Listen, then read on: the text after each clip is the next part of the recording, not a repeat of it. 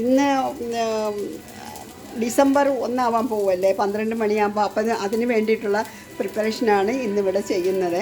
അപ്പം അയക്കൂറ പൊരിച്ചതും ഇറച്ചി പൊരിച്ചതും ബാബിക്കൂണും മുട്ട ഫ്രൈയും അപ്പവും ബ്രെഡും ഒക്കെയാണ് ഇന്നത്തെ നമ്മുടെ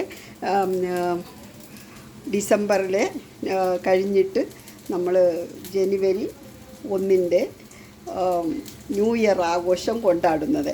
അപ്പം എല്ലാവർക്കും നെമ്മീൻ ഇഷ്ടമാണല്ലോ. അപ്പോൾ അതുകൊണ്ട് നമുക്കും ഹോട്ടലിൽ പോയാൽ ഇത്രയും നല്ല തൃപ്തിയായിട്ട് കഴിക്കാനും പറ്റില്ല.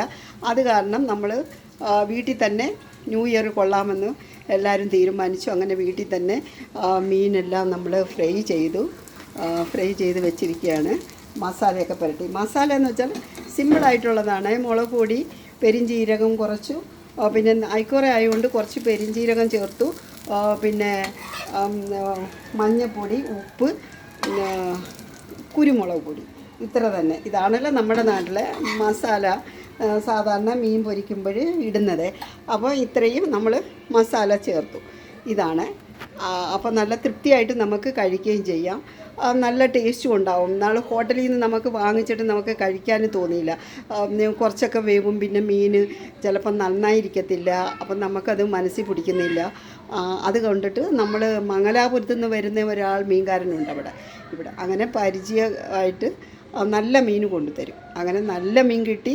നല്ലതുപോലെ നമ്മളിന്ന് ന്യൂ ഇയർ ആഘോഷിക്കുകയാണ്. നല്ല നെമ്മീൻ പൊരിച്ചതോട് കൂടിയിട്ട് എല്ലാവർക്കും ഇതുപോലെ ഒന്ന് ചെയ്ത് നോക്കാവുന്നതാണ് കഴിക്കാൻ. പക്ഷേ എല്ലാവരും ഇങ്ങനെ തന്നെ ചെയ്യുന്നത്. എന്നാലും ഞാൻ വെറുതെ ഒന്ന് പറഞ്ഞതേ ഉള്ളൂ.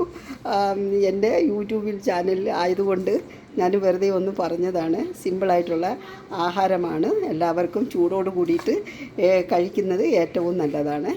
അപ്പോൾ അതുകൊണ്ട് ഓക്കെ, എല്ലാവരും ഒന്ന് ടെസ്റ്റ് ചെയ്ത് നോക്കുക. ന്യൂ ഇയർ എൻ്റെ ആശംസകൾ എല്ലാവർക്കും. ഇഷ്ടപ്പെട്ടെങ്കിൽ ഷെയർ ചെയ്യുക, ലൈക്ക് അടിക്കുക. Okay, by.